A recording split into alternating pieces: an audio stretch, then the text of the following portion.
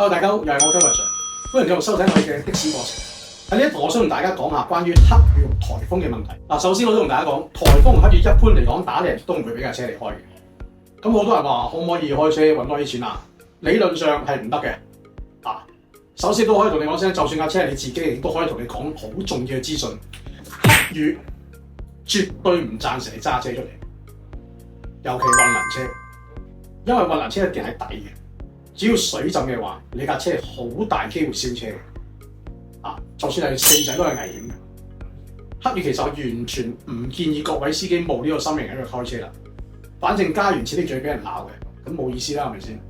颱風我哋一般嚟講，偏僻嘅地方唔會去，尤其係近山嘅地方唔會去。係啊，所有高速啊、冚唪唥都唔會去，尤其昂船洲大橋啊、青馬大橋啊。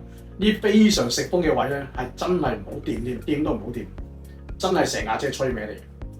咁黑雨同颱風通常一般點計嘅咧？當你一架車嘅車租係400蚊，咁除翻12啦。譬如我嗰日打風係打咗4個鐘，400蚊除12個鐘，即係平均每個鐘頭係33蚊啦咁樣。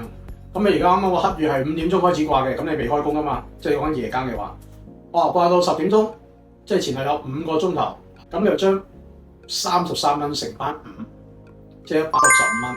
咁你嗰日嘅租金咪扣翻165蚊嘅。正當嘅計算方式啊。咁有啲打嚟會好啲嘅，咁當你半日啦咁樣。包括你黑雨啊、暴風球啊，總之黑雨同暴風球你係有權唔開工嘅，係啊，亦都唔可以收你租嘅。如果你收你租，有呢間打嚟可以換咗佢啦。同埋最緊要一樣嘢，其實黑雨同暴風球有冇保險呢個問題爭拗咗好耐㗎。其實係有保險嘅，係啦，係有保險嘅。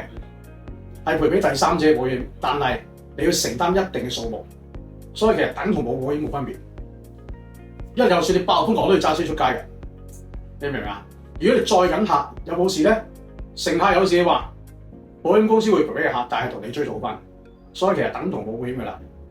所以大家而家記清楚一樣，你喺冇乜保險保障情況底下，加埋如果黑雨水浸，你有機會壞車；暴風球你有機會吹冧你嘢。整冧你架車我哋今次嘅颱風見到好多呢啲例子嘅，所以大家如果覺得真係好等錢使，你先要開工咯。如果唔係，真係唔好搏啦。喺颱風同埋黑雨嘅情況底下，絕對唔建議大家開工，真係唔建議，非常危險。尤其黑雨一浸一浸，你架車壞咗，成架車你自己賠嘅。大家記緊啦，希望大家繼續 follow 我個 page，我下堂再教大家其他知識。拜拜。